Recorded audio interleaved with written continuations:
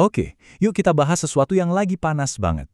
Pasar mobil terjangkau di Indonesia itu lagi ada di titik balik loh. Nah, buat kalian yang lagi mikir-mikir mau beli mobil pertama, sekarang ada pilihan baru yang bikin pusing. Ini tuh bener-bener pertarungan antara si mobil yang udah kita kenal banget sama si penantang baru yang bawa teknologi masa depan.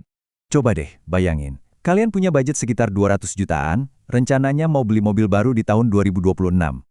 Kalau beberapa tahun lalu, pilihannya ya itu-itu aja kan? Tapi sekarang, wah, beda cerita. Kalian tuh kayak lagi berdiri di persimpangan jalan, dan pilihan yang kalian ambil ini bakal nentuin banget pengalaman nyetir kalian buat beberapa tahun ke depan.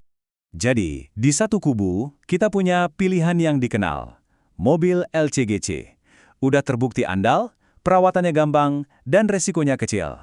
Nah, di kubu satunya, ada taruhan baru. Mobil listrik atau EV yang harganya terjangkau. Fiturnya canggih adis, biaya jalannya irit banget, tapi ada tapinya. Ada tanda tanya besar di belakangnya. Dua filosofi yang beda banget. Sekarang harganya 11-12. Oke, sebelum kita ngomongin penantang barunya, kita harus kenal dulu nih, siapa sih juara bertahannya? Soalnya, selama lebih dari 10 tahun, segmen mobil murah di Indonesia itu cuma punya satu raja, yaitu Low Cost Green Car atau LCGC. Mobil-mobil ini kan udah jadi kayak simbol buat banyak keluarga di Indonesia. Mereka kasih solusi transportasi yang simple, fungsional, dan yang paling penting, harganya masuk akal. Gara-gara LCGC, jutaan orang akhirnya bisa punya mobil pertama mereka. Tapi, belakangan ini mulai ada suara-suara sumbang.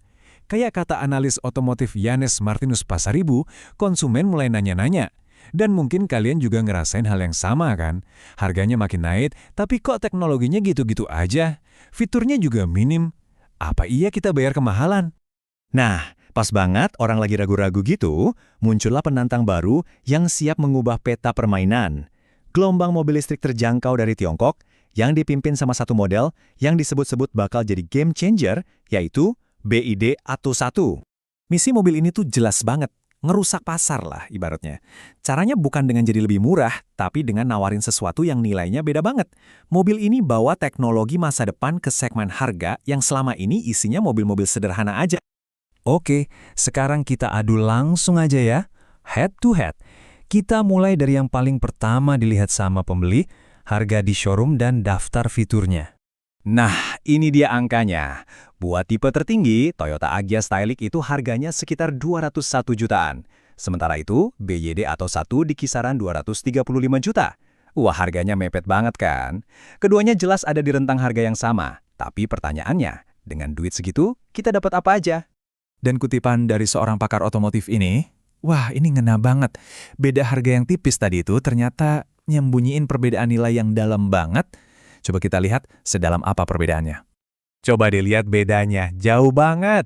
Di sisi LCGC kita dapat fitur ya standar lah 2 airbag.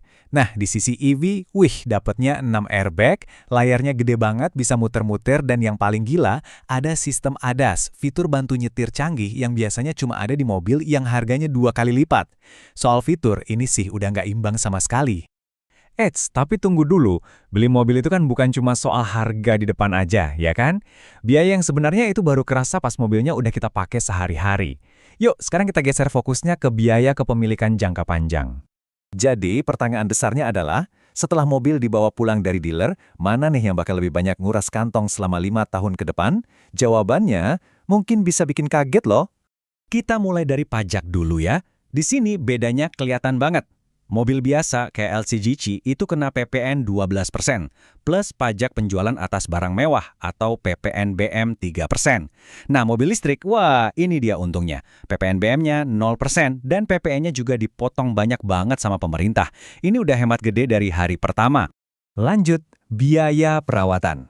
Gini, karena mobil listrik itu nggak punya mesin bensin, nggak perlu ganti oli, ganti busi, dan lain-lain, biaya servis rutinnya itu murah banget.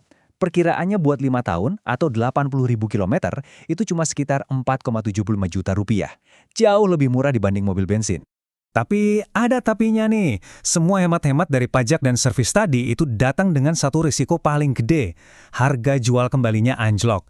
Seorang pakar bahkan ngingetin, nilainya itu bisa jatuh drastis banget. Nah ini dia pertaruhan finansial terbesar kalau kita milih mobil listrik sekarang ini. Seolah-olah pilihan ini belum cukup bikin pusing, ada satu faktor lagi dari luar yang kita semua nggak bisa kontrol, tapi dampaknya gede banget, yaitu kebijakan pemerintah, yang bisa aja berubah.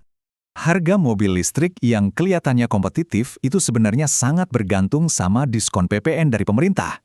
Tanpa diskon itu, harganya pasti jauh lebih mahal. Masalahnya adalah, kebijakan insentif penting ini bakal habis masa berlakunya di bulan Desember 2025. Terus gimana nasibnya di 2026? Penuh tanda tanya.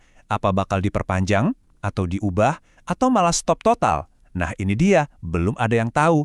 Ini yang bikin calon pembeli EV jadi was-was dan nggak pasti. Oke, jadi setelah kita bedah semuanya, kita balik lagi ke pertanyaan awal. Pilihan ini tuh bukan soal benar atau salah loh, tapi lebih ke apa sih prioritas kalian dan seberapa berani kalian ambil risiko. Yuk kita ringkas semuanya biar gampang. Soal harga beli, mirip-mirip lah. Fitur dan teknologi, wah EV menang telak. Biaya operasional, EV lebih irit. Nah ini dia, risiko harga jual kembali. LCGC jelas jauh lebih aman. Ini nih intisari dari dilema yang kalian hadapi. Jadi, ujung-ujungnya semua balik lagi ke kalian. Pilihan ini bukan cuma soal mobil, tapi juga soal arah industri otomotif kita mau kemana. Kalian tim mana? Tim yang main aman dengan LCGC yang udah pasti, atau tim yang berani ambil risiko buat dapetin teknologi masa depan dan biaya super irit dari EV walaupun ada risiko finansialnya? Nah, coba dipikirin lagi.